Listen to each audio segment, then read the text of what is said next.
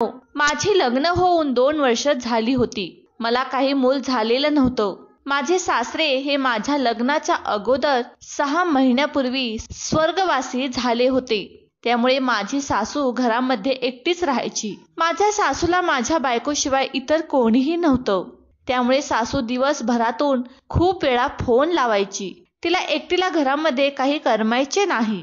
मी सुद्धा सासूबाईंना सासरे नसल्यामुळे फोनवर खूप गप्पा गोष्टी मारायच्या. मी सासूबाईला नेहमी फोनवरती सांगायचं, आम्ही सुद्धा 2 जण राहतो. तुम्ही आमच्या जवळ येऊन राहिला तर आम्हाला काही अडचण होणार नाही. तेव्हा मात्र सासूबाई खूप लाडात यायची आणि म्हणायची, नका हो जावई बापू, तुम्ही 2 जण घरामध्ये राहणार आणि मी तुम्हाला फक्त तिथे काय बघतच राहणार का? तुमचं मन जेव्हा होईल तेव्हा तुम्ही माझ्याकडे कधी येऊ शकता. माझं घर तुमच्यासाठी नेहमी उघडच आहे. सासूबाईचे हे बोलणं मला खूप कोड्यात टाकत होतं. मी काही सासूबाईला विचारू शकत नव्हतो. पण सासूबाई राहून राहून माझ्यासोबत असं कोड्यात बोलायची.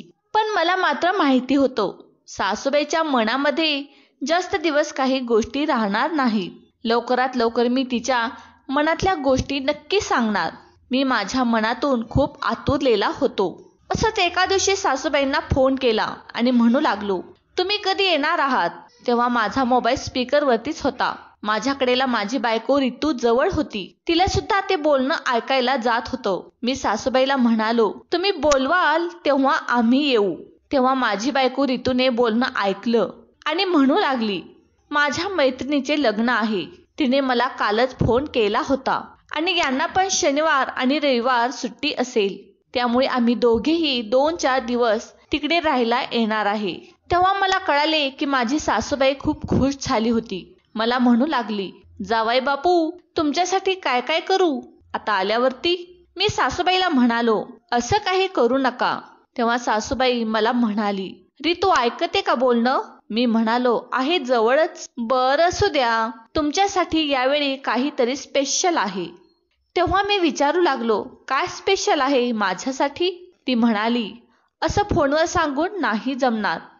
तुम्हाला यावं लागेल आणि ते सरप्राईज तुम्हाला द्यावं लागेल. खूप मोठं सरप्राईज तुमच्यासाठी आहे आणि तुमच्या मनात जे आहे तेच आहे. तुमचे सासरे गेल्यापासून मी खूप एकटी पडली होती. मला कोणीच नाही. माझा आधार म्हणजे तुम्ही आहात.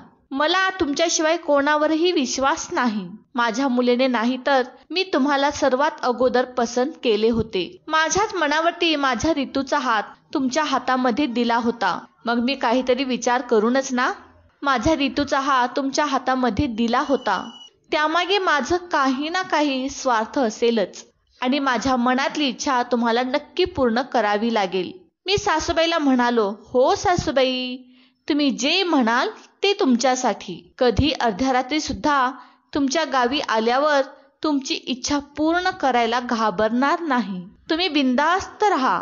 वाटलं तर मी अजूनही 2-4 दिवस तुमच्याकडे सुट्ट्या घेऊन राहायला येतो. पण सरप्राईज मात्र नक्की तुम्हाला द्यावं लागेल. सासूबाई खूप लाडात येऊन गोड जोरात म्हणू लागली, माझ्या जावयासाठी मी सर्वस्व करायला तयार आहे. असं म्हणून सासूबाईंनी फोन ठेवला. माझ्या खुशीचा ठिकाणाच नव्हता. माझ्यासाठी माझ्या सासूबाईंना काय ठेवलं आहे मला काही याची कल्पना नव्हती. पण माझ्या मनात विचार येऊ लागले होते आणि त्या स्वप्नामध्ये मी गेले 2 दिवसापासून होतो. मी आणि माझी बायको आम्ही 2 जण सासरवाडी